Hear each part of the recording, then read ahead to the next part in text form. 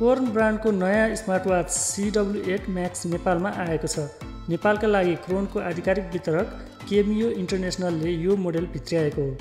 यो स्मार्टवाच औपचारिक रूपमा आगामी मङ्गलबार अर्थात् 29 अगस्तमा सार्वजनिक हुनेछ। एप्पल वाच अल्ट्राको डिजाइनबाट प्रभावित CW8 म्याक्सको युजर इन्टरफेस एन्ड्रोइड थिममा रहेको छ।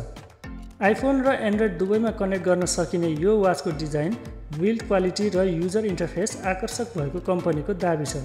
मेटल बडी भएको यो स्मार्टवाचमा 2 इन्चको ठुलो HD डिस्प्ले समावेश गरेको छ।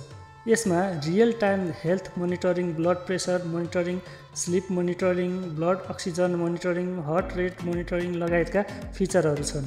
IP67 वाटर रेसिस्टेन्स रहेको यो स्मार्टवाच स्क्रैच प्रुफ भएको कम्पनीले जनाएको छ। ब्लुटुथ कलिङका साथमा SMS alert, missed call alert, music control, camera control जस्ता फिचरहरू समावेश गरेको छ। यसमा 300 mAh क्षमताको ब्याट्री छ। यसले एक पटकको फुल चार्जमा 15 दिनको ब्याकअप दिने कम्पनीको भनाइ छ। वायरलेस चार्जिङ तथा NFC समेत भएको स्मार्टवाचमा ब्लुटुथ 5.0 को प्रयोग गरिएको छ। नेपाली बजारमा यो स्मार्टवाचको मूल्य 7,500 रुपैयाँ तोकिएको छ। यो 1 वर्षको वारेन्टीका साथ खरिद गर्न सकिनेछ। कोर्नले CW8 म्याक्स स्मार्टवाचको अगस्त 29 अर्थात् मङ्गलबार सार्वजनिक गर्न लागेको छ। दराजको अनलाइन सेल्स पोर्टमा सार्वजनिक हुन लागेको यो स्मार्टवाचका लागि कम्पनीले विशेष अफरको घोषणा गरेको छ।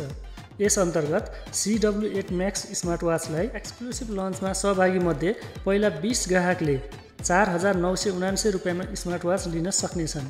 त्यसपछि बाँकी 80 ग्राहकले 5,479 रुपैयाँ र थप 80 ग्राहकले 5,979 रुपैयाँमा स्मार्टवाच खरिद गर्न सक्नेछन्।